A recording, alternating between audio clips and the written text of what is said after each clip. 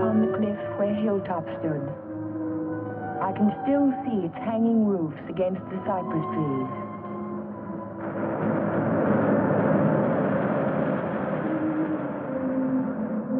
But Hilltop is no more. There is only a scar of jutting rock where once its windows glittered in the California sun. My Aunt Amelia's house still stands next door. I was a welcome guest within its walls, but to me it will always be a house of fear. I was afraid that Sunday morning in September. I was afraid before the doorbell rang.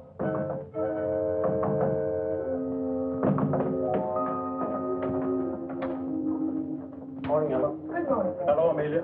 Where is he? Where's Cohalan? Jeff? Why, what's wrong? It's a wonder you weren't murdered in your bed. Dr. Hartley told me this morning I won't permit him to stay in this house another day. What is it, Major? What's the matter? It's all right. It's all right, Amelia. I'll handle this. Where's his room? It's there, Just leave this to me. I'll take care of Cohalan. Cohalan! Cohalan! Are you in there?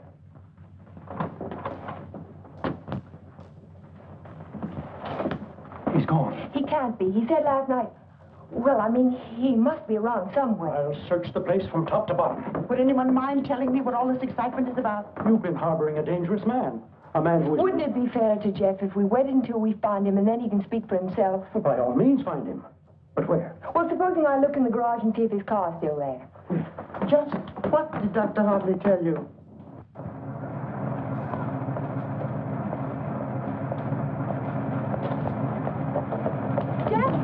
Jeff, are you in there? Jeff! Jeff, are you all right? Major Badger! Hurry up! What's the trouble? What's the trouble? What's wrong? Jeff, I'm sitting in the motor. Oh, my.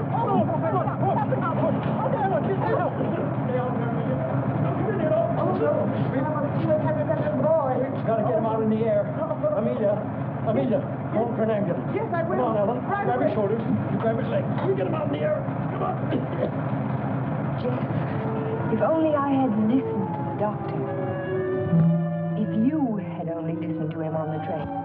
There was something wrong even then. Something terribly wrong. I should have seen it in your eyes the first time we met.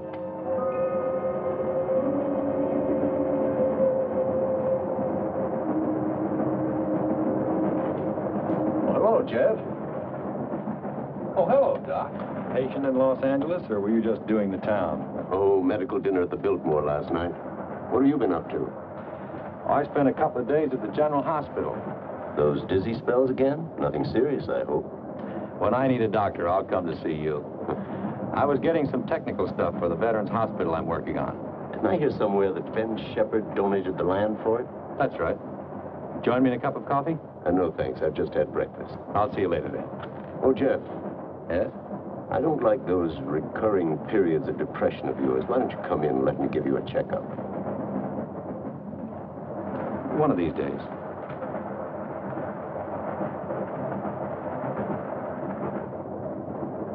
Morning, Elmer. Oh, good morning, sir. How about a little breakfast? You can start me off with some black coffee. Yes, sir.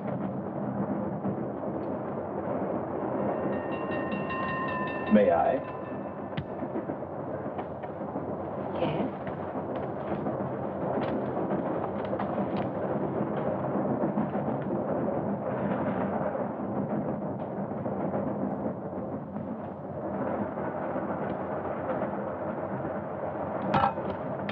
Oh, sorry.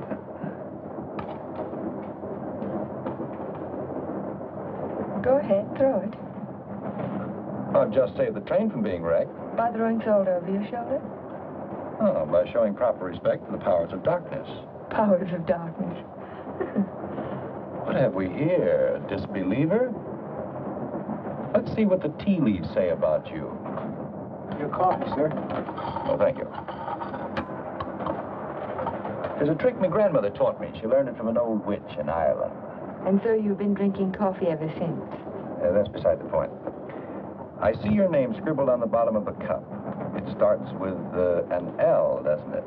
It does not? Ah, but it does. The tea leaves never lie. I see it now. L-N. Your name is Ellen. Isn't it? Yes. You'll not be so quick to scoff now, will you? Now, let's see where you're from. I see a large body of water. Not so large as an ocean, but the next thing to it. Now, what could that be? Lake Superior. It's the largest lake in America. And you're from Lake Superior? From Minnesota. Now we'll go into your destination. It's Pine Cliff, of course. You wouldn't be on this train. But where in Pine Cliff? I see here an old woman and the letter A. Now, let me see. The old woman is standing in the garden and she's talking to her neighbor. So you're going to the city, she says. What train will you be coming back on? Saturday's train, he says. Then you'll have a pleasant companion, she says, for my niece Ellen is coming to visit me and she'll be on Saturday's train. You see, the tea leaves never lie. And neither do the tea bags. But how will I know her, I says to Amelia. Sure now, she says, just look around the parlor car and the prettiest girl there, that'll be Ellen Foster. You're a real Irishman, aren't you? You've obviously kissed the blonde this time. Kissed it, she says. I wear it on my watch fob. And just from what part of Ireland do you come? Flatbush.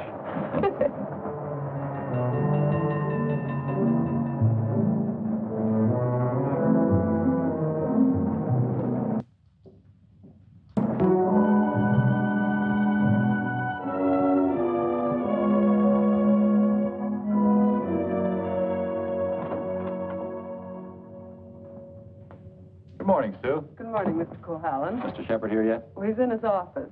Thank you. I think this would be an ideal site for the beach club, don't you, Keith? Yeah, it certainly would, Ben. Busy, Ben? Oh, come right in, Jeff. Well, we bring the road in here and divide this section into 2-acre lots. And hold out this area for the golf course. Hi. How are you, Ben? Hello, Jeff. How was the trip? Fine, thank you. I bought you a little present while I was in Los Angeles. Found it in an antique shop. Hi, Jeff. Parrot? It's a map of an old Spanish land grant. Say, that is an antique. Here's the Ibarra territory. My grandmother's grandfather, he lived right there. That was before California was a state, wasn't it, Ben? It certainly was. I keep forgetting how long your family's lived here. Only since 1820. Really? Come in. Pardon me, Mr. Shepard. What is it, Mac? Well, Sue told me you were in here. Did you take any blueprints with you when you went down to the city? No, why? Why, the rear elevations are missing. They can't be. I put them in a file Thursday. Well, they're not there now. Well, they must be. Come on, I'll help you look for them. See you later, Ben. Thanks for the map, Jeff. Glad you like it. Jeff seems to be getting awfully absent-minded lately, doesn't he? The boy works too hard. Maybe so, but...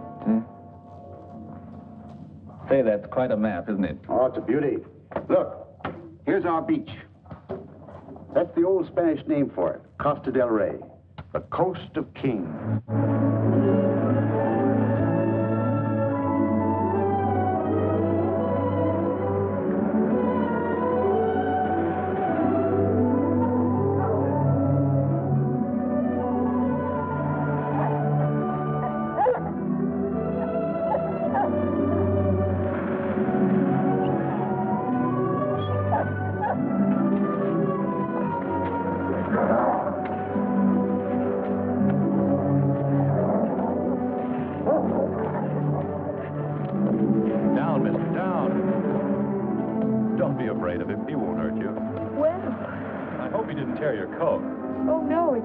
It's all right. I don't know what got into him. He never barks at people. He seemed to think I was an intruder. Oh, yes. Of course, that must be it. Is this a private beach? Oh, no. It's just that there was someone who used to sun here beside this rock. Well, I'll forgive him this time. I must say you own a very particular dog. I don't own him exactly. They own me. Shamrock and Mr. O'Grady. Mr. O'Grady? Isn't that an odd name for a German Shepherd? Well, it's Herr von Gradenstein on his papers. I translated. Well, I guess I ought to go home. I'll walk along with you.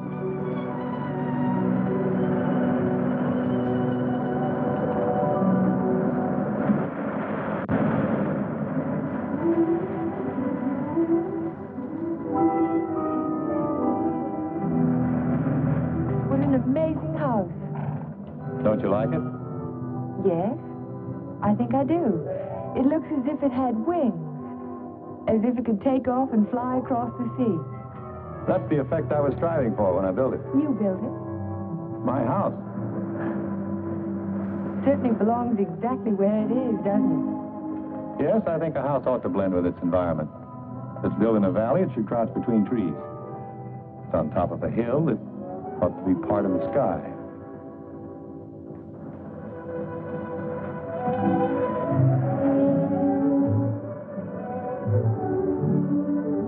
As soon as I put Shamrock up, I'll walk the rest of the way with you. Nice of you to insist. Isn't it? I'm beginning to like your house more and more. You can't take it all in at the first glance, can you? No, it's like some people that way, I guess. You have to know them a while. Like you, for instance? Yes, I suppose that's true of me, too. We don't have houses like that in Minnesota. Do you mind if I take a closer look at it? I thought you said you were late. Oh, another 10 minutes won't matter.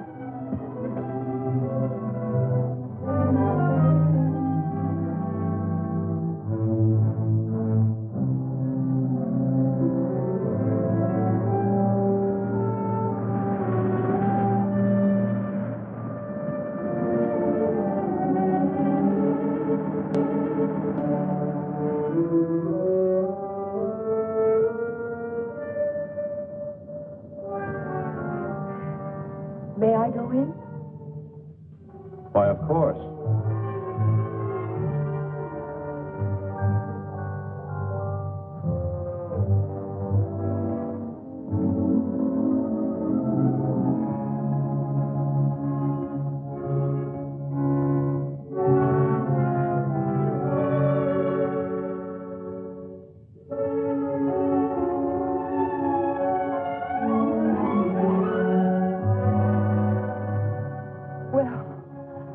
I just don't know what to say. You care for a drink? Thank you. Sherry, all right? Yes.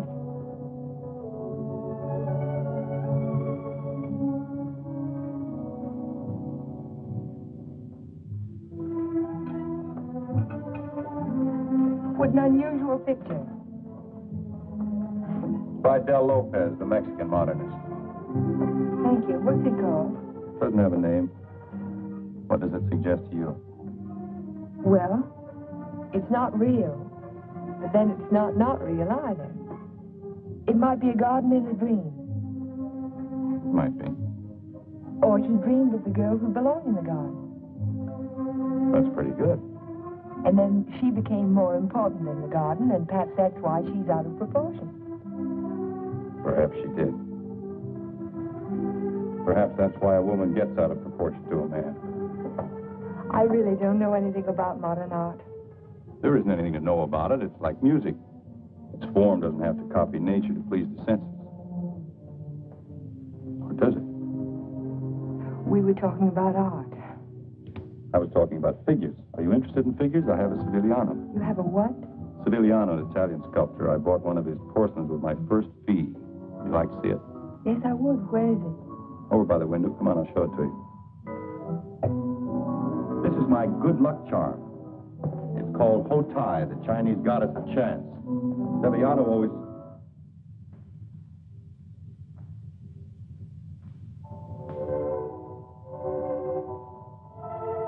Oh, Jeff, I'm terribly sorry.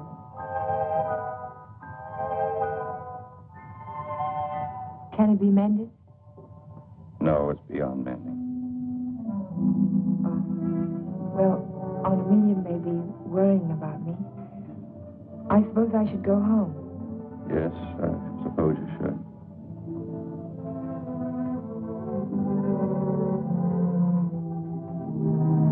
Goodbye.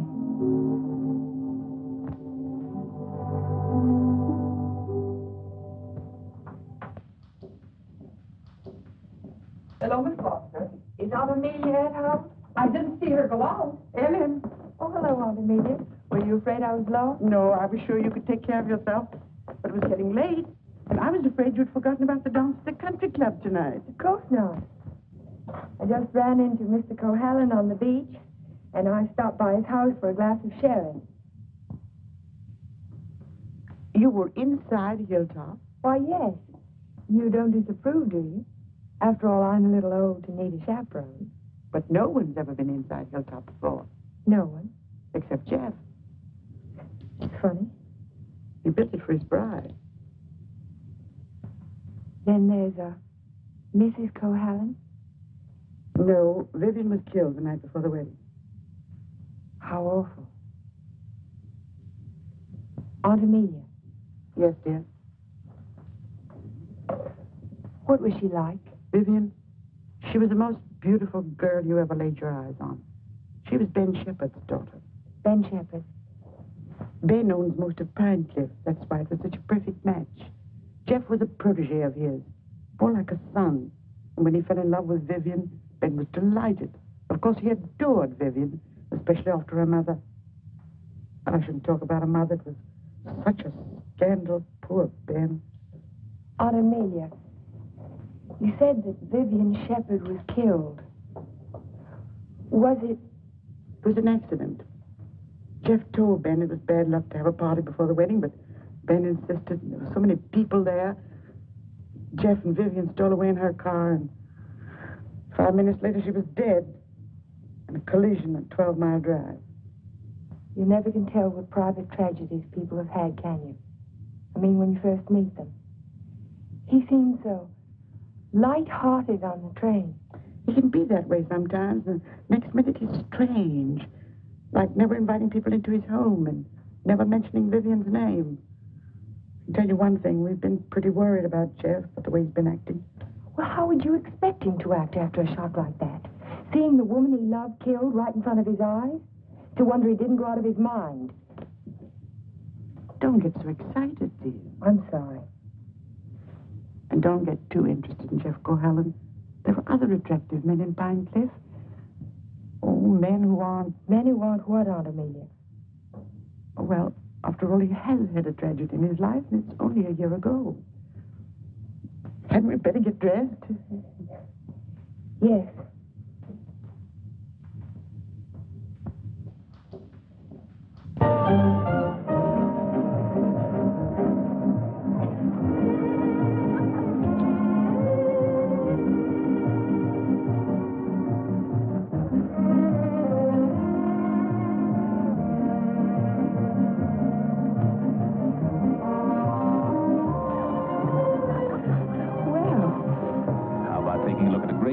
California wall, huh? I can see it through the window. Yes, what I had in mind was a personally escorted tour. Think of my reputation, Mr. Ferris. But I am thinking of it. A new girl in town seen walking with me in the moonlight, why the stag line will give you a rush. I never encourage stag lines. There's no future in them. Well, in that case, we'll sneak out quietly, huh?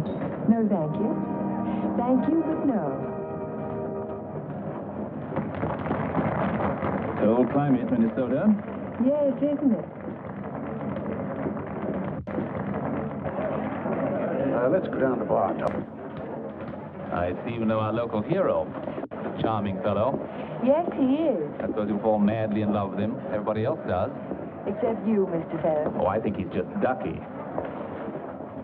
Did you children enjoy your dance? It was just ducking. Keith, you must sit down and have a drink with us. I thank you. I'd like to. Hello, Amelia. Hello, hello. Welcome home, Dodo. Thank you. Good evening, Major. This is my niece, Ellen Foster. This is Miss Ferris, dear. How do you do? How do you do? And Dr. Hartley. Why, yes, we met on the train. My name is Ferris, too. You, I know. A wolf, Major. Now, you two stay right here and don't you move till we get back.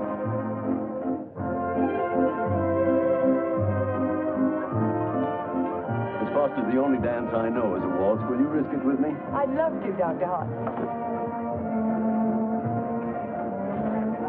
And how were things at the separation center? Did you have a good time? Reno is delightful. I received my discharge papers yesterday. You'll get your copy in the mail. Well, that calls for a celebration, doesn't it? It certainly does. In that case, I'll take you down to the bar and buy you a drink. Oh, really? Oh, come now. We're civilized people, aren't we? Well, I guess it can't do any harm. You know, I think it ought to be a lot of fun, now that we're not married anymore.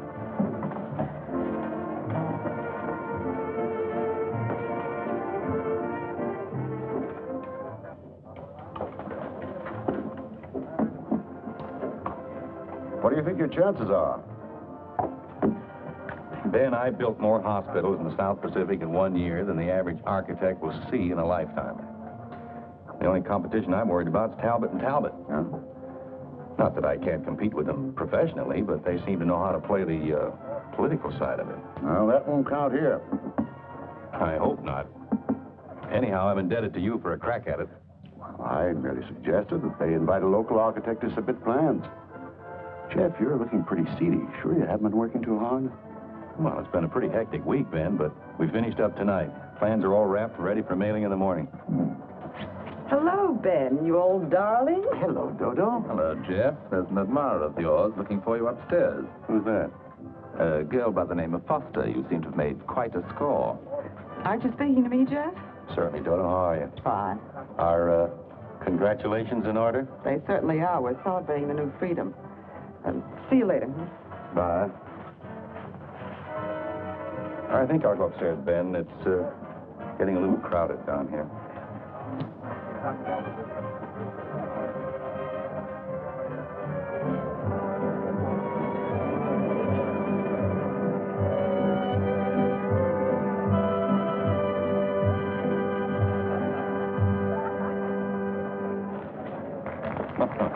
Too long? I'm completely exhausted.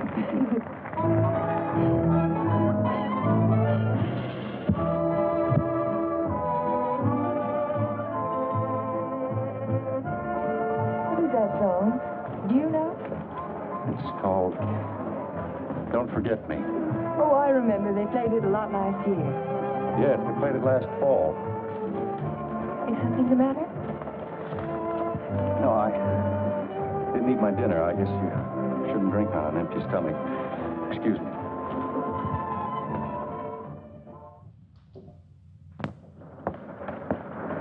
Here, Butch. Such a little animal, and yet he's got an appetite as big as mine. Well, Jeff doesn't answer. Oh, maybe he left early. But he looked so worried last night. Well, supposing he's ill and there's no one to take care of him. After all, dear, Jeff's a big boy now. Oh, how nice. We're invited to Ben's Fiesta next week. He gives one every year. I think I'll walk over and make sure he's all right. Who, Ben? Oh, you mean Jeff?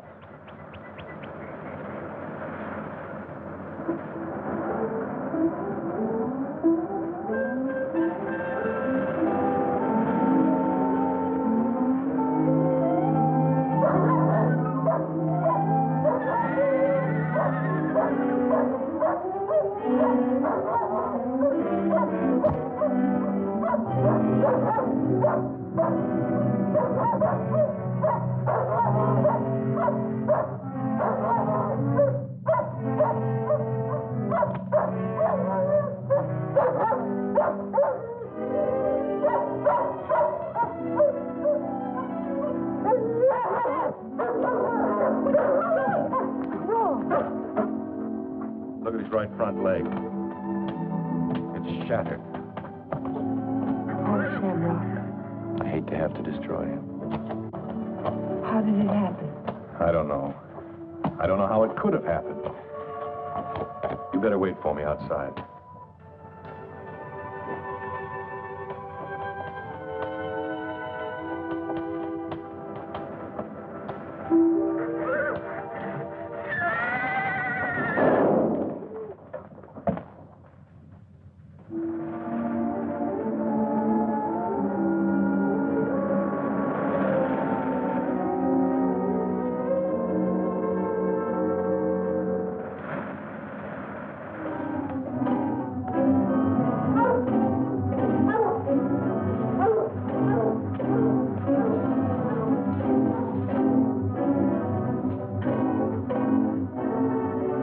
Which way he went? Who? The man. What man?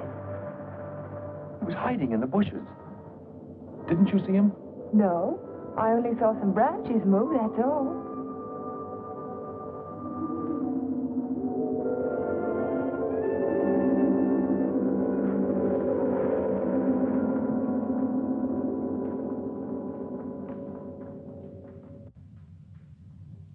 I've never seen lovelier roses. What are they called? Matador, I believe. They grow on the bush out on the terrace. Matador? Oh, of course, after the color of the bullfighter's cape. Or the bull's blood. Jeff, I'm so sorry about Shamrock.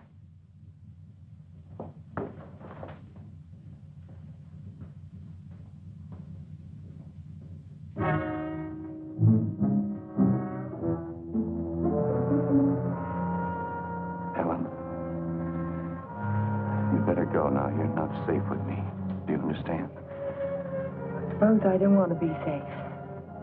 Please go now. I'll call you later. All right, Jeff.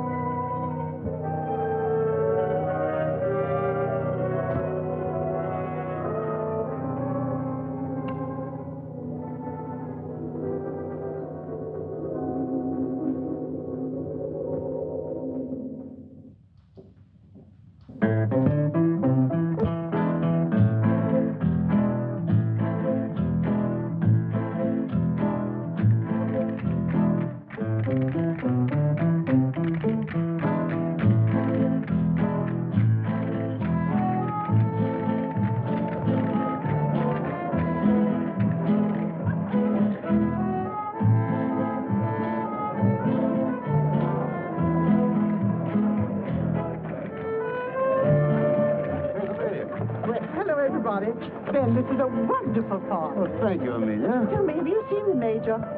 Yes, he's right over there. Thank you. Excuse me, please. Certainly. Will you excuse me, please? All right, Ben. Major, I wonder if you could tear yourself away from these charming people and come and speak with Mrs. Atkinson. She's dying to talk to you. You know, for over 90 years of age. Go ahead, tell me. What does a certified public accountant do? Especially a pretty certified public accountant. I compile actuarial tables for an accident insurance company. What are the odds against a man fracturing his arm? That sort of thing. Oh, what are the odds? 90 to 1 that you won't break your arm this year. Well, that's good. But if you do, it's 2 to 1 that it'll be the right arm. Well, have you noticed that in your practice? No. What I've noticed is that my patients have all their fractures just when I'm ready to sit down to dinner.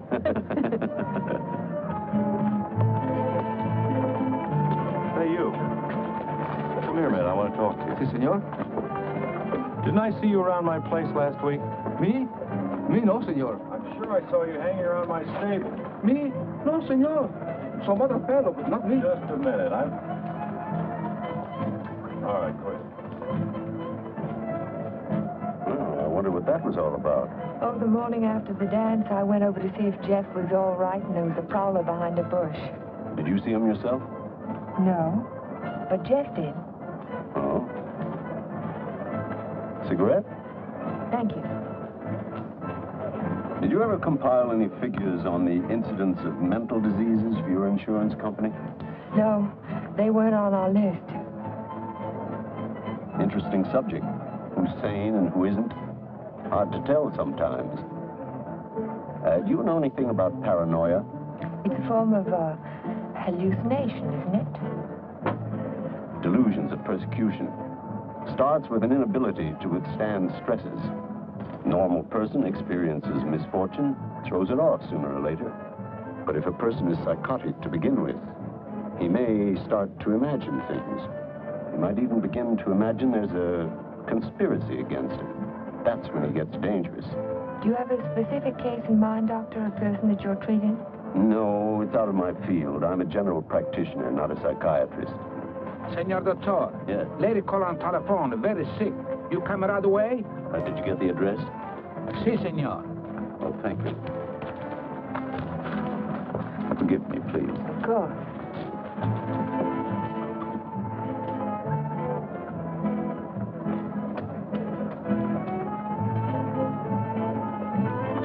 Are you sure, Jeff? Ben, I'm positive it was the same man.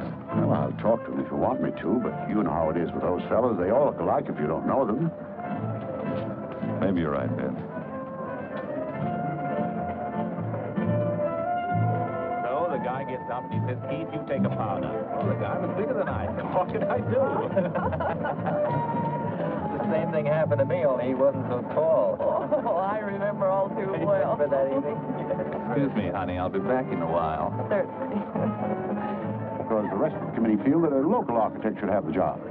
Ben, may I see you a moment? Surely. Excuse me, Jeff. Certainly.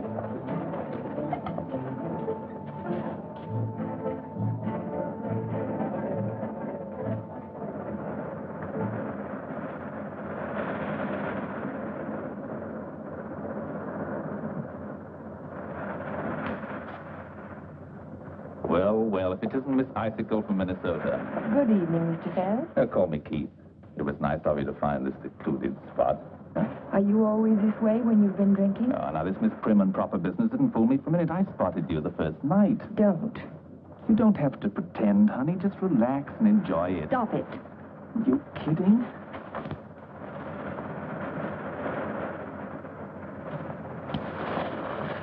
Jeff. Hello, Galahad. Been playing Peeping Tom? Get out. Don't be ridiculous. As I was Would you saying, mind honey, leaving us alone? Jeff, please I'd like to don't. have a few words with him. Privately. If I ever catch you around Ellen again, I'll run you out of Pine Cliff. Galahad, you frightened me. I'm warning you, I mean it. Keep away from her. I know too much about you. So what? You never open your mouth. That's the beauty of it. It's your story, and you're stuck with it. I don't have to open my mouth. I can close yours. What are you two boys arguing about? What does anybody ever argue about? Politics. Oh, politics. Keith, will you do me a favor? Dr. Hartley had to leave on an emergency call. Will you see that Dodo gets home? She has a little headache. I'd be glad to. Ben, don't you think maybe I'd better? Look, I pay her alimony. I'll take her home.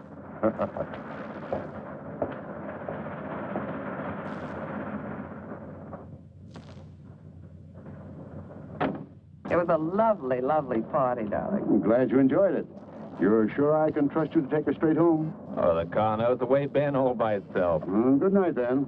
Oh, Ben. Yes? It might be a good idea to keep an eye on Jeff tonight. See that he doesn't drink anymore. He was getting a little out of control. Thanks, Keith. I'll watch him. Good night.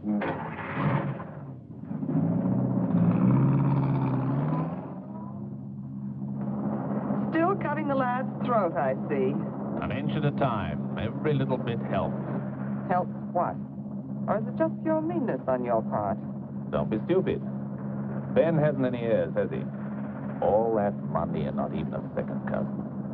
Suppose he should take a notion to leave it all to Cohalan. Where would I be? Out in my ear the day after the will was filed. Well, you don't think he's going to leave it to you, do you? No. No, I'm voting for charity, with Keith Ferris as administrator of the estate. What would you think of a Vivian Shepherd Foundation for something or other? That turns even my stomach. You were in the cavalry, weren't you, Major? Well, I'd like to ask you a question. Can a horse break its leg in its own stall? What's that? You think it's a chance in a million? No, I was just computing the odds on an accident that happened last week. Well, thank you very much for the information, Major. Good night.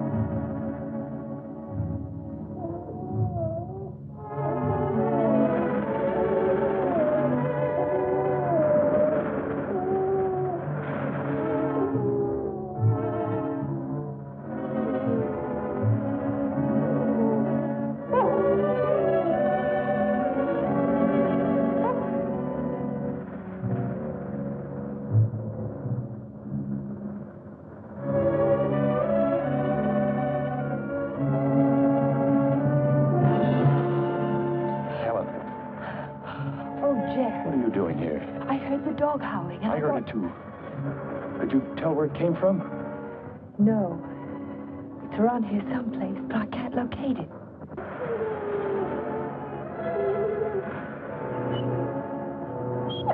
Jeff, listen.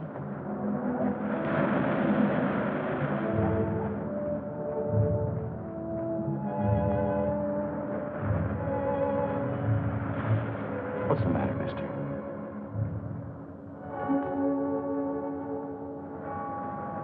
He's gone. Oh, Jeff.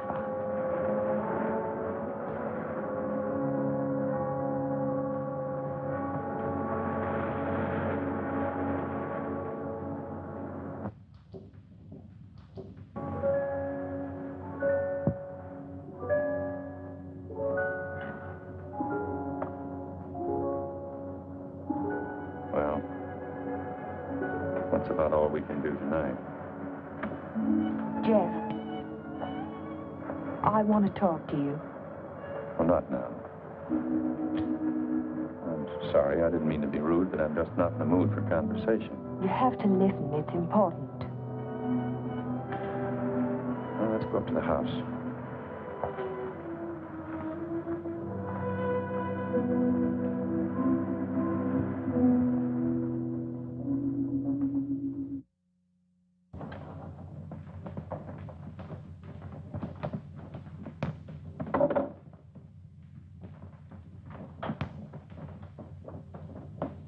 All right, let's have it. I talked to Major Badger tonight. He can't understand how Shamrock could break his leg in his own store. Well, he hasn't anything on me. I can't understand it either. That's bad luck.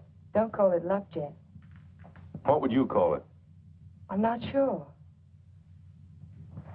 A few days ago, this rose was on your matador bush. It was alive and beautiful. Now it's dead. Was that bad luck, or was it cause and effect? You picked it, so it died. I didn't pick it. The whole bush died overnight for no reason. There must be a reason. There's always a reason for everything. Is there? Maybe you can give me a reason for this. Take a good look at it. It looks different. Is it the way the light hits it? It isn't the light, it's the colors. Look at it again. Oh, I see what you mean. They faded, haven't they? All the life's gone out of it. Your rose bush died. Your painting fades. But have you ever had a common, ordinary fall, Jeff? What do you mean? 65% of all accidents are falls. Falls down a flight of steps, falls out of a tree, falls off a ladder, or in a bathtub. But nothing of that sort ever happens to you. It's too ordinary. Your kind of accident has to be unique. What are you driving at? Your bad luck, Jeff. It's a little too bad to be true. Your porcelain figure fell off the table while nobody was in the house. Shamrock broke his leg while he was in his own stall. Now your picture fades. It's too bizarre, Jeff. The impossible can happen, but not over and over again. Are you trying to tell me they didn't happen? No, they happened all right, but it wasn't luck. Can't you see the pattern that runs through all your accidents? Shamrock, Mr. O'Grady, your picture, your statue, your rose bush, and the collision on the highway last year. That's when it all began. 6 accidents, and every one of them killed something you loved. Do you know what the mathematical odds are against a run like that? 1 billion to 1. Are you telling me they weren't accidents at all? No, I'm only trying to tell you that lightning can strike twice in the same place, Jeff, but not 6 times. You mean you think that all of these things have been planned by someone? Someone who hates you, who's trying to destroy you. Who could it be, Jeff? I don't know. We'll find out.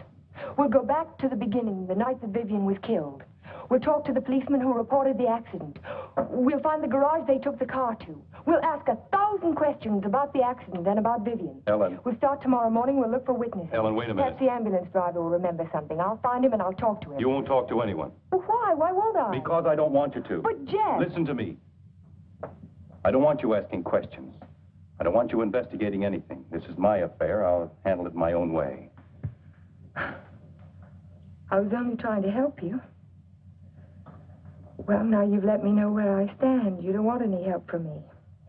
All right, then, do it your own way. Helen, listen to me. Just don't let any black cats cross your path. And if you see a horseshoe, pick it up and spit on it and throw it over your shoulder. That ought to take care of everything. Helen.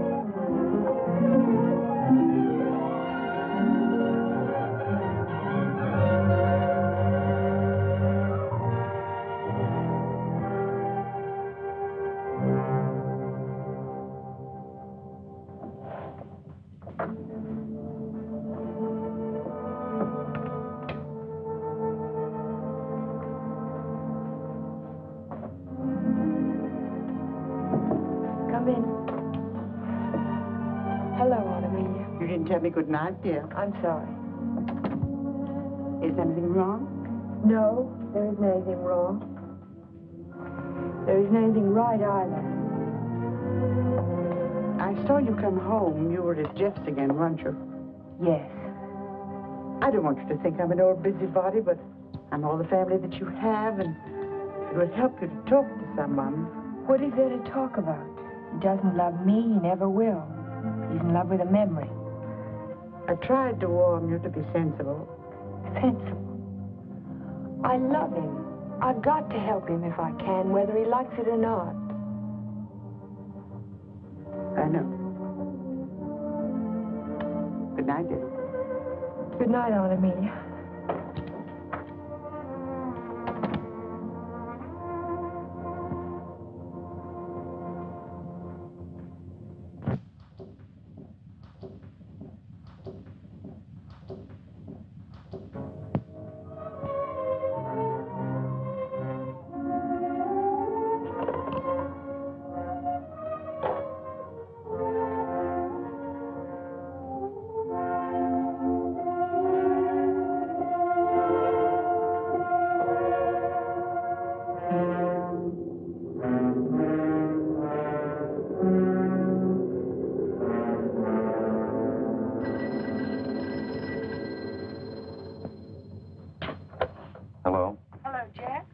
Ellen. I've taken your painting to an art shop. You did what? I found out some very important information. If you come over tonight, I'll tell it to you. No, I can't tell you now. Look, I thought you understood I was going to handle this in my own way. Don't argue, Jeff. Just come on over. Goodbye. Well, what do you think? It's hard to understand why it's faded. The artist didn't use pen colors, he didn't even use tempera. There must be a reason. I would say this was painted with London watercolor. That's the best you can get. Nothing fades them except continuous exposure to strong sunlight for at least a month. That's impossible. I can't imagine what caused it. Well, I'll tell you what I can do. I can talk to a couple of artists I know. They might have an idea. I think my best bet is to go and see Trilfit. He's a watercolor man. He's one of the best. He ought to know everything about it. I think I'll catch him tomorrow morning. You know Trilfit, the naturalist. He paints the dogs and horses and cows. My wife, he made a beautiful painting. painting. Thank you very much. I'm sorry to have troubled you. Oh, no trouble at all. Oh, Miss Foster. Yes? I just remembered something. Years ago, I framed some pictures for a painter by the name of Torres, Vicente Torres. One of the paintings was an old lady playing the guitar. It was a watercolor. And it faded? The man who bought the picture took sun lamp treatments that winter, and he took it on a couch right under the painting, and he was mystified why the color faded. So Vicente found out that the rays from the sun lamp broke down the pigment. Can you remember the name of the man who owned that picture? I don't think I ever knew. It was some local man. What about the artist? Is he still in Pine Cliff? Torres? He died 5 years ago. Oh. Thank you again. Yeah.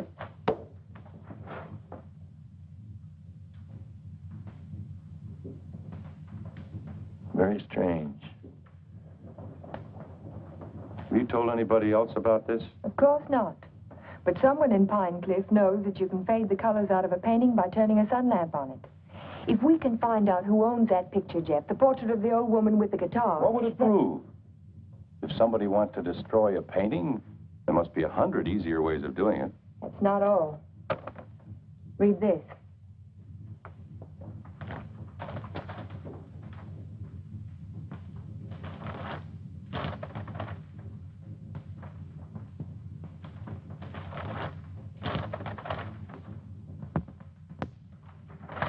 Arsenic? In the soil underneath the matador bush, I dug it out this morning. Enough arsenic to burn out the whole root system. It didn't get there by accident, Jeff. Someone put it there. Someone who knows how to poison a rose bush. Or a dog. Or a man's life. Would you really like to help me? You know I would. And forget it. Forget the whole thing. But there was poison in the root system. The chemist told me. You never saw the chemist. You never heard of a portrait of an old woman with a guitar. Do you understand? No. No, I don't understand. Jeff! Jeff! Your house. Look out the window. I saw it from upstairs. What? It's burning.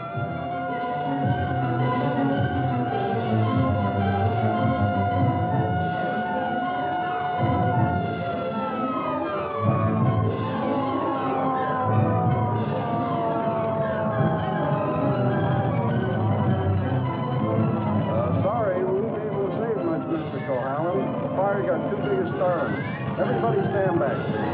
Out of the way, please.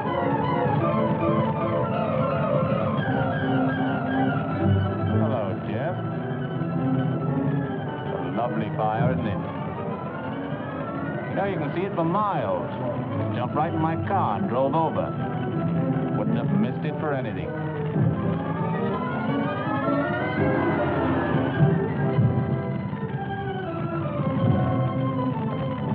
I'm so sorry, Jeff. Such a beautiful house. I'm glad it's gone.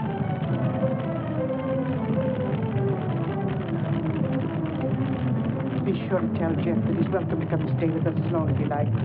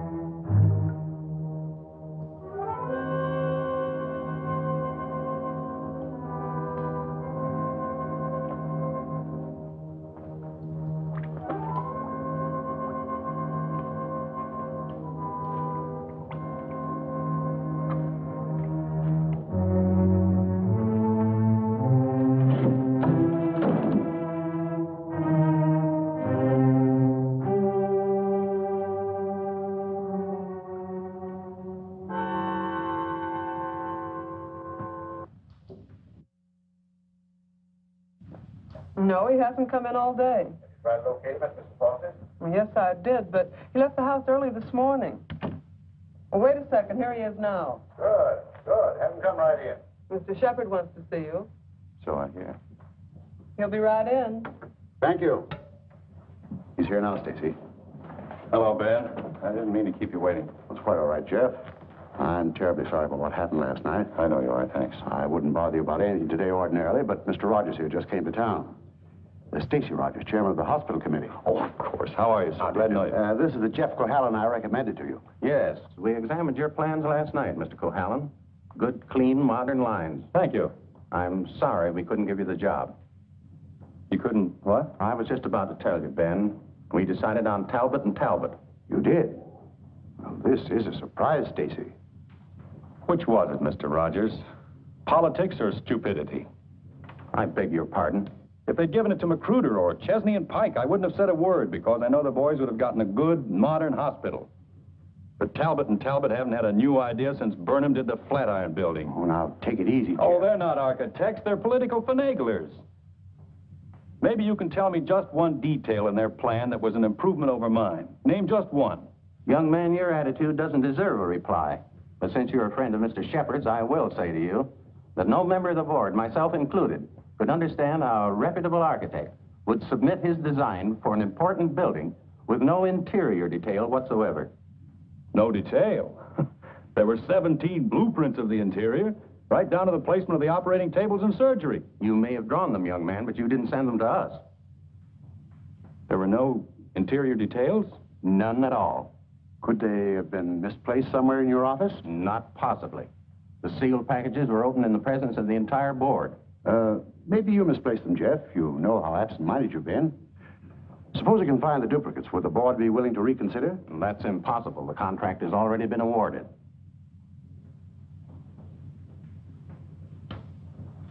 Well, this is quite a shock, Stacy. I felt sure that Cohalan would get this job. Oh, I'm sorry, Ben, but you understand my position. Jeff, you weren't going home without me, were you? Without you? You told me to drop in at 5:30 and you'd drive me home. Do you remember? I'm not going home now. Was anything wrong? Everything's wrong. Come on, let's get out of here.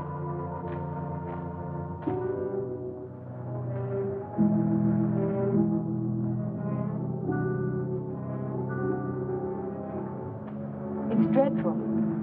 A whole year's work completely wasted. Typical Cohalan luck. Don't keep calling it luck. Supposing someone took those plans out of the office and wrapped the package over again. Who'd do a thing like that? Keith would. He hates you. He hates everybody. There's something twisted inside of him. It would take a psychiatrist to explain it. And why does Mr. Shepard keep him on at the office? Doesn't know what he's like. Dodo must know. She acts as though she's still in love with him. There are women who love men like Keith. Take a psychiatrist to explain that, too. It's getting kind of late. I'd better drive you home.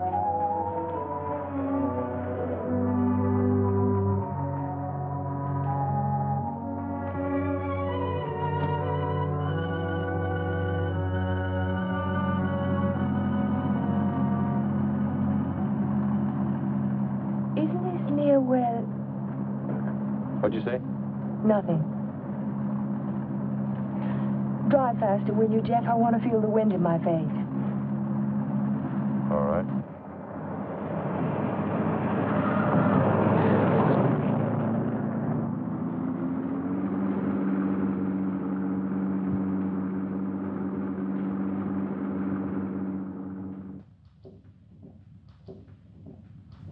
Here you are, Miss Foster. 296 Hall Street, Fall River, Massachusetts. Thank you very much, Sergeant. Just one thing more. The accident happened on 12 Mile Drive, didn't it? That's right. Just 3 miles from Pine Cliff.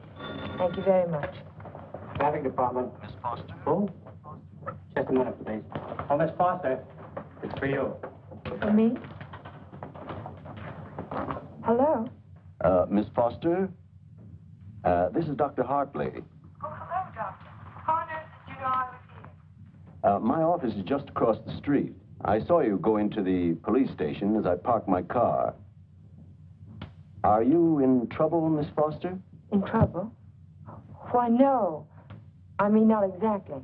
I think you better drop into my office. Can you come over right away? Well, I have a long-distance phone call to make first. Well, just as soon as you complete your call. Yes. I think I could come by in about 20 minutes. Thank you.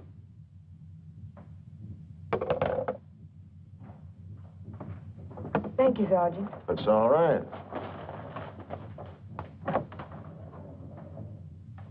Miss Foster. Hello, Dr. Hartley. Come in. Come in. I was startled when you telephoned me at the police station. Well, I'm very glad I spotted you when I did. Why did you ask me if I was in trouble? Well, the fact is, I'm in rather an awkward position. But your aunt is getting along in years, and I didn't want to disturb her unduly, so I thought it best to discuss this matter with you. Sit down, sit down. Thank you. Yes, Doctor? Since I'm your aunt's physician, I feel it's my duty to inform you that she isn't safe. That neither one of you is safe, for that matter. So I wanted to get your permission to speak to your house guest, to ask him to move to a hotel. But I don't understand.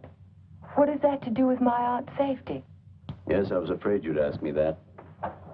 The fact is, you're forcing me to take an unethical action. The man isn't my patient, and even if he were... Whatever it is you're trying to say, Doctor, why don't you just go ahead and say it? Yes, you're quite correct. I'll come to the point. Let me say that I believe your house guest, Mr. Cohalan, is definitely paranoiac. He seems to have all the obvious symptoms of delusions of persecution. If that's true, then you and your aunt are in a hazardous position. Two helpless women in the same house with a man who may become dangerous at any moment. We can't allow it. May I ask you a question, Doctor? Certainly. You speak of delusions of persecution, but... Oh, a delusion is imaginary, a thing that never happened. That's right. But Jeff's dog was poisoned. His house was burned down. That was no delusion. I saw it myself. Did you see the gasoline can? Gasoline can? The gasoline can the police found in the ruins of Hilltop.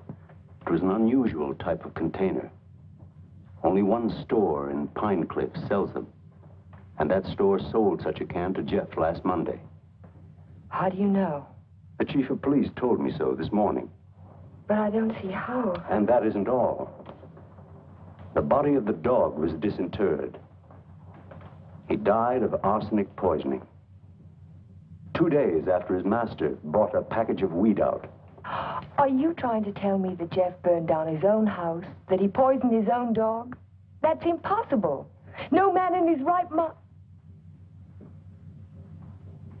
Exactly. No man in his right mind. But why?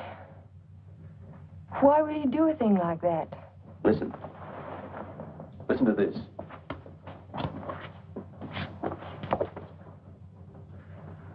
Once the feeling of guilt is firmly established in the subconscious, the patient may do injury to himself as a form of penance or self-imposed retribution. Such actions may be taken without conscious volition and will often disappear entirely from the memory stream, so that the patient is later unaware that his injuries were self-inflicted. That's my theory, that Jeff is suffering from feelings of guilt, and he's unconsciously punishing himself for it. Guilt? You keep talking about guilt. I don't understand you. What is he guilty of? His fiancée was killed in an automobile accident a year ago, and he was at the steering wheel at the time. It would be an unusual man who didn't reproach himself under those circumstances, even if he was blameless. And if he thought he was responsible for the death of the woman he loved, if the thought began to prey on his mind, it's rather an obvious theory, isn't it? Yes. Then I have your permission to speak to him. I'll be as tactful as possible. No, not yet. Not until Friday. Friday? I've got to have time to think about it. I'll be very careful, but promise me you won't speak to him yet. Well, I can't force my opinions on you, Miss Foster, but I must emphasize as strongly as I can that delay can be dangerous. Extremely dangerous. I'll be very, very careful, Dr. Hartley. I hope you will, Miss Foster. Thank you.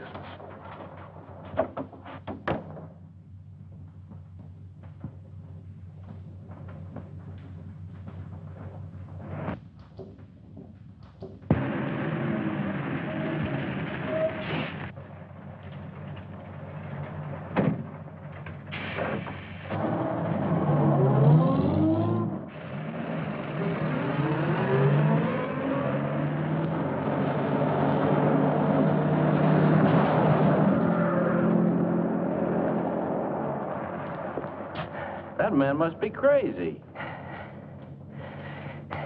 Thank you very much.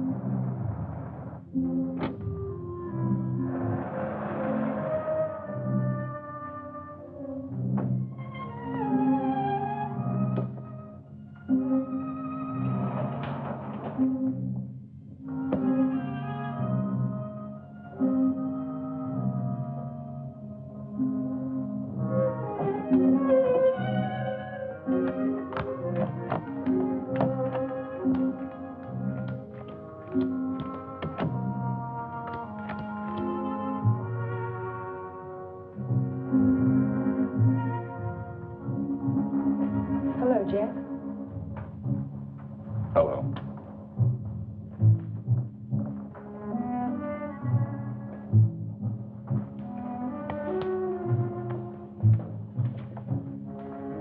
Jack of spades. Is that bad luck? Like a black cat? A dead man's card. Oh? Is there a card for a dead woman? The queen of spades. I almost drew it this afternoon. Oh, what happened? Oh, I just gotten off the bus and was waiting to cross the street and a car nearly ran me down. It almost seemed to be trying to. Did you see the driver? No, I was too busy trying to get out of the way. What kind of a car was it? A green convertible. Like yours. Except the top was up. You've got to get out of here, Ellen. You've got to get out of Pine Cliff right away. Why, Jeff? Because something else is going to happen. I can feel it. It might happen to you. I'm not going to leave, not now. I'm warning you, Ellen. It's no use, I'm not going. You're asking for trouble. Am I? And I'll really ask for it.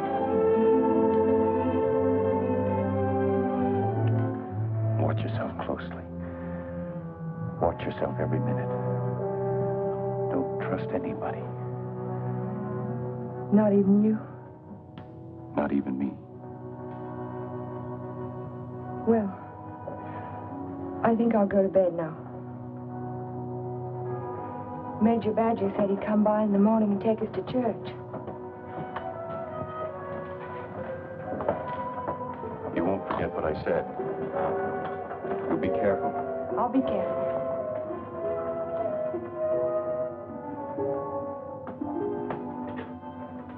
Jeff.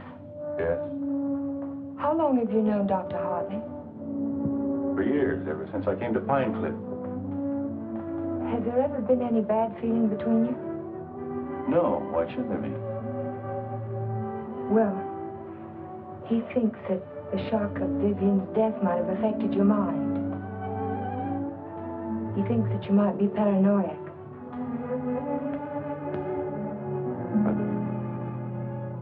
You don't think so, do you? No. I don't think so. Good. Good night, Jeff. Good night, Ellen.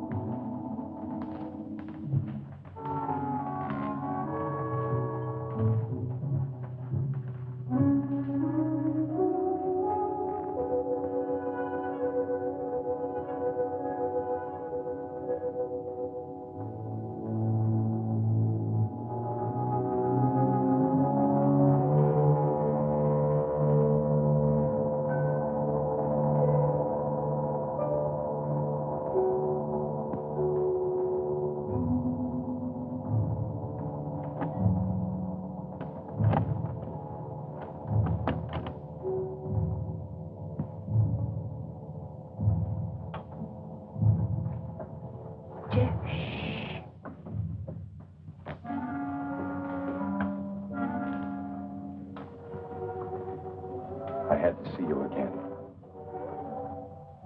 I wanted you to have this. Don't be afraid to use it if you have to. I want you to wait for me tomorrow morning. Tomorrow morning? You mustn't leave the house. You mustn't leave the house without me. Promise you won't. All right, Jeff. I promise. You won't forget when Major Badger arrives? No, I won't forget. Good girl. Good night.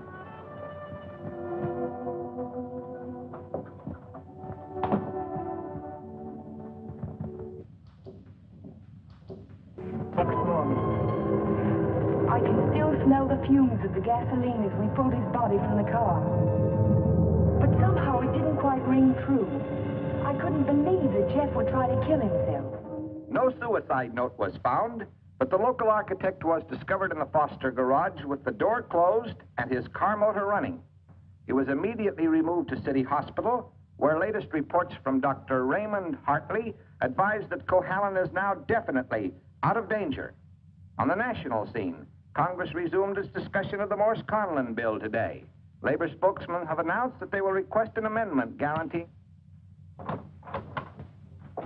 I'd like some more coffee, nurse. With cream and sugar? How did you get by the no visitors sign? I walked right straight past it to ask you a question. Oh, you did? Well, suppose you walked right straight past it again, going the other way. Not till you've answered my question. Would you rather I rang for a nurse? Oh, you weren't that way on Saturday night when you needed me. I made you a promise then and I kept it. Now I think you owe me the answer to one question. Just one. Well, I won't ask you why you came to my room that night. I know the answer to that one. Oh, you do? Certainly. You wanted to make sure that I'd find you on Sunday morning before the motor ran too long.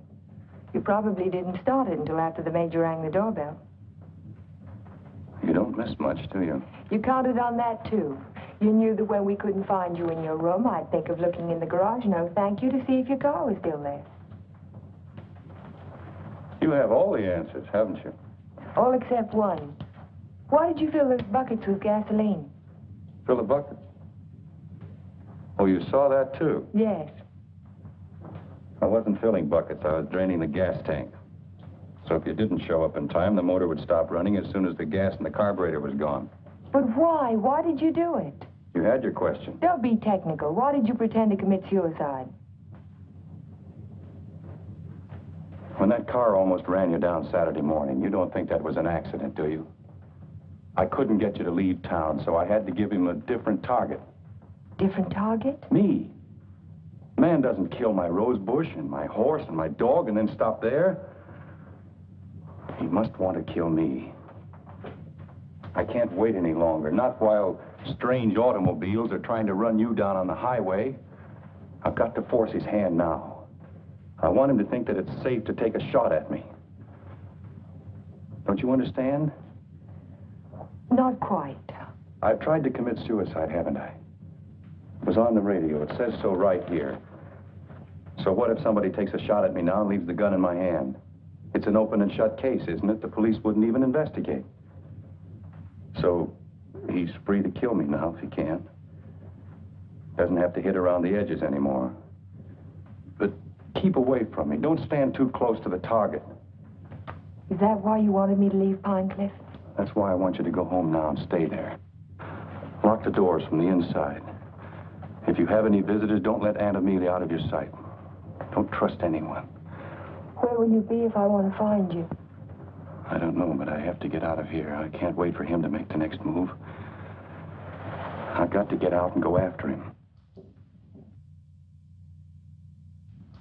You say the exhibit was in 1939? The summer of 39. I ought to have that catalog somewhere.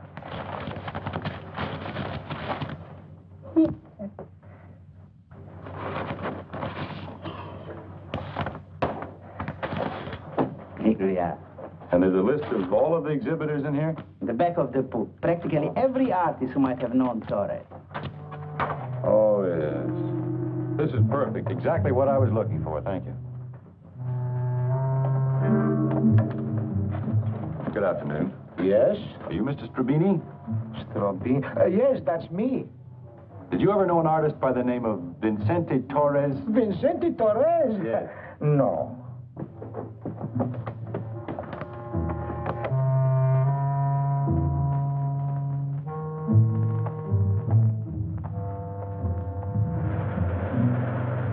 Vincente Torres? Certainly I knew him well. Watercolor man. No sense of depth. Do you recall a painting he did, a portrait of an old woman with a guitar? An old woman with a guitar? Don't believe I ever saw it.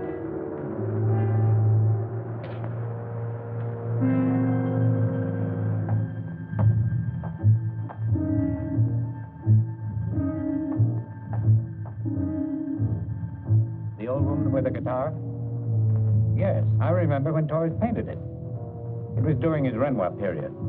Do you remember who he sold it to? Didn't know he ever found a sucker. It was a piece of tripe. Well, thank you. Not at all.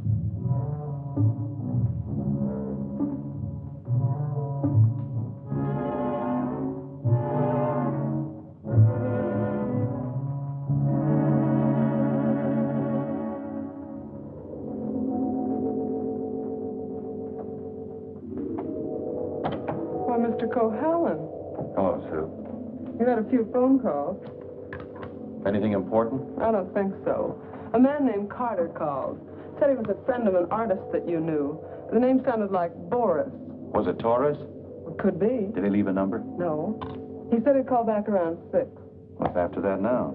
When Mr. Shepard's anxious to see you. He's still in the office. Okay. Shepard Estates. Oh, yes, just a minute. Mr. Carter. Hello? Yes, that's the man, Vincente Torres. Do you remember a watercolor he painted, a portrait of an old woman with a guitar? You do? Do you remember who bought it? You're absolutely certain?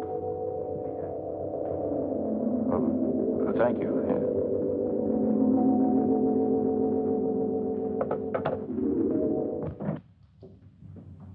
Oh, you're just the man I've been looking for. They wouldn't let me in the hospital, and you seem to have disappeared since you got out. Well, I had some important things to do, Ben. Well, anyhow, you're here now. That's the main thing. Of course, I know it was an accident, boy. You couldn't have done it deliberately. Couldn't I? Of course not. Just the same, you've been overworked lately. You're looking all fagged out. It's time you took a rest. Yes, I could use a rest. A nice long rest. It's just what I had in mind. As a matter of fact, I'm tired myself. That's why I'm thinking of taking a trip. See something of the world before I get too old. Sounds like a fine idea, Ben. It'd be a good idea for you too, Jeff. Why don't you come along with me? The two of us could have a pleasant time together. Leave all our worries behind and take things easy for a while. What kind of a trip were you thinking of, Ben? I haven't made up my mind. Where would you like to go? Oh, an ocean voyage might be nice. If the ship had a low rail and a long drop to the water. Or Niagara Falls might be handy, or the top of the Empire State Building. Don't talk like that, Jeff. Don't even think of such things. I wasn't thinking of suicide, Ben. I don't expect to jump. I expect to be pushed. You're crazy, Jeff. You're talking like a paranoiac. Where did you get that word, Ben? Did you read it in a book, complete with all the symptoms? I'm only trying to help you, but if you're going to take this... Sit down, Ben. Sit down and listen. You had all the tools to work with, didn't you? You're ranch hands who think you're a king, who'll do anything you tell them to. I was out your place yesterday, Ben, looking for Pedro. They told me he didn't work for you anymore, hadn't since the day after my house burned down. You let him go, didn't you? After he'd done his job. I'm beginning to think the doctor's right. I'm beginning to believe you do have delusions of persecution. Paranoia, Ben. You learned the word. Use it. When did you first plant the idea in Hartley's mind? Did you say, I'm a little worried about Jeff? And tap your finger on your forehead? Jeff, I'm not going to talk to you any longer. You're not in your right. Not while you're in your present mood. I wouldn't do that if I were you. You haven't answered my questions, Ben. Are they too difficult? Let's see if you can answer an easy one. Whatever happened to that painting that used to hang in your living room, the portrait of an old woman with a guitar? Wasn't in the living room. It was in my study. Why? When'd you get rid of it, Ben? After it faded? After you found out what a sun lamp can do to a watercolor? Do you want to know who put me on your trail? You did yourself. When you tried to convince me I couldn't trust my memory anymore. I hate to say this, Jeff, but you can't trust your mind anymore. Can't I? I made a written list the night I wrapped the hospital plans to make sure nothing was left out. And 17 blueprints were missing when the package was opened by the state board. No one could have tampered with that package but you. No one else knew it would be on my desk overnight. I didn't know anything. Yes, you did. I told you. At the country club. You wanted to destroy my faith in my work, didn't you? It was the only thing I had left. Oh, Jeff, this is ridiculous. That's what I thought at the beginning. But once I began to suspect you, it all fitted together. I even remembered that your foreman was in the store the day I bought the can of gasoline. That gave you an idea, didn't it?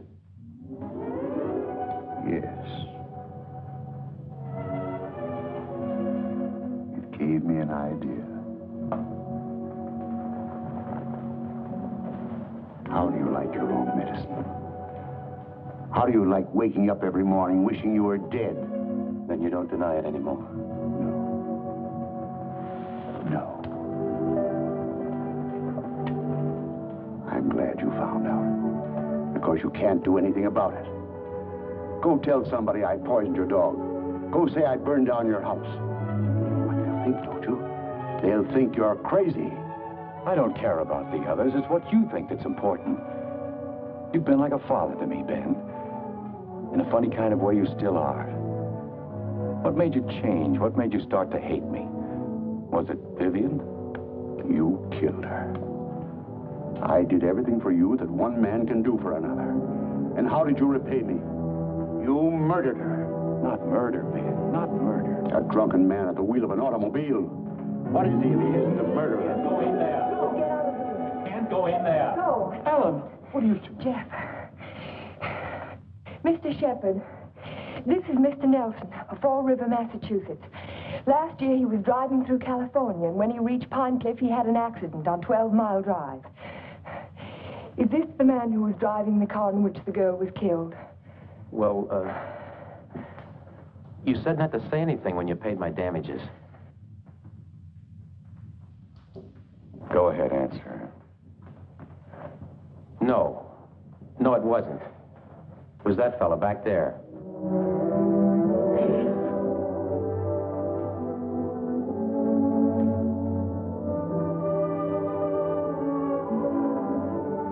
Thank you, Mr. Nelson. I tried to keep it from you, Ben. At the party you gave the night before Vivian and I were to be married, I don't know whether you remember or not, I said something to you about the room being a little stuffy. I wanted to go outside for some air. I was really looking for Vivian.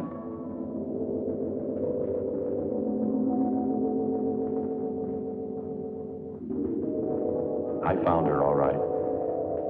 I heard them talking to each other. It wasn't anything new, Ben. It had been going on for years. All the time I was overseas. He was telling her why he'd never marry her. He couldn't.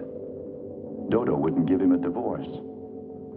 So she said, we'll run away without a divorce.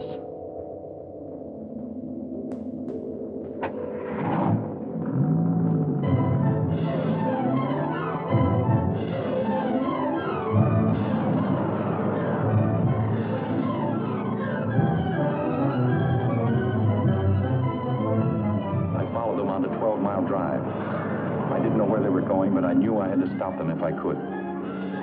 He was going as fast as the curving road would let him.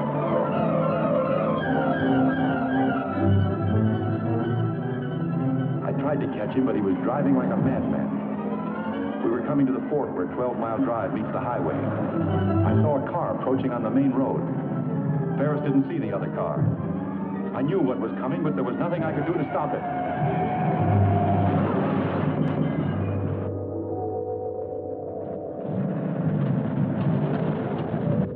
I jumped out of my car and ran toward the wreck.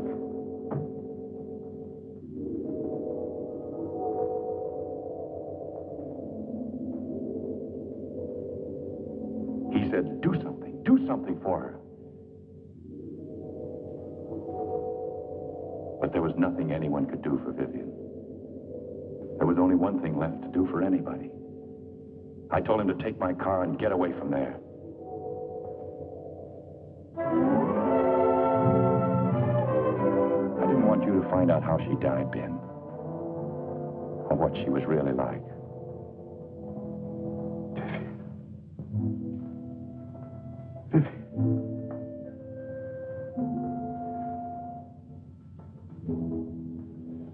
I'm sorry you had to know, Ben. Even now.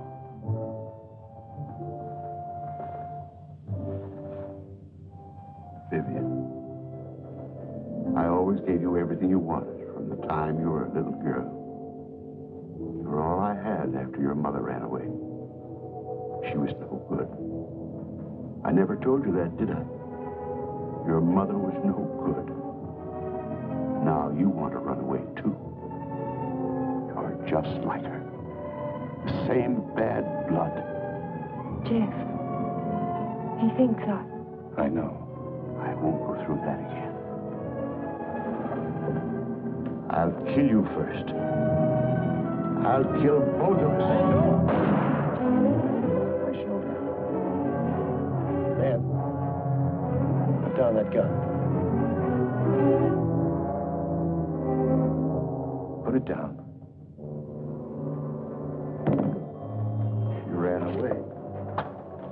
You ran away from me.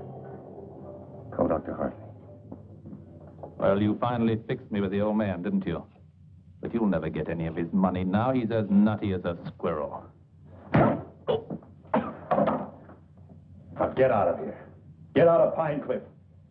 If I ever see you again, I'll kill you. Dr. Hartley, this is Ellen Foster. Will you come over to Mr. Shepard's office right away? Yes, it's urgent. Thank you.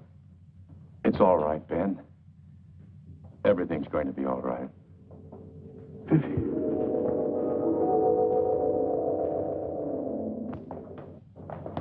Well, Doctor, will he live? He's healing beautifully. No infection, no complications, simple perforation of the deltoid. And all the time I thought it was my shoulder. You won't need that thing anymore. Good. Yeah. He'll be as good as new in a week. Tell me about Ben. Well, Amelia, Ben was the psychopath, of course, from the beginning. I ought to have suspected it, of course. Now he's had what the psychiatrists call a catharsis. He's brought his troubles out into the open. Ellen helped to bring them out when she phoned Fall River. We'll be all right now, in time. Well, I'm very happy to hear that. Well, I hate to drag myself away, but the ill and injured are waiting. I'll see you to your car, Doctor. Bye, Ellen. Jeff? Goodbye, Dr. So long, Doc. And now, young lady, suppose you come along with me.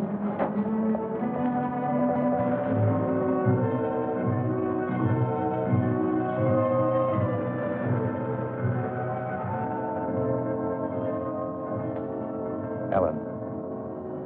Yes, Jeff? There's something I've been wanting to ask you. Yes, Jeff? How in the world did you ever find that fellow from Fall River? Oh, I found him in the traffic accident records at the police station. What made you think of him? The way you drove your car on 12 Mile Drive the other night. You could never have driven so recklessly with me if you'd been at the wheel when Vivian was killed. Not on the same road in the same place at the same time of night. You're pretty smart, aren't you? No. Yes, you are. You're very smart. No, I'm not. Oh, yes, you are. No, because I thought that you loved her. I thought you loved her all the time. I never really loved anyone.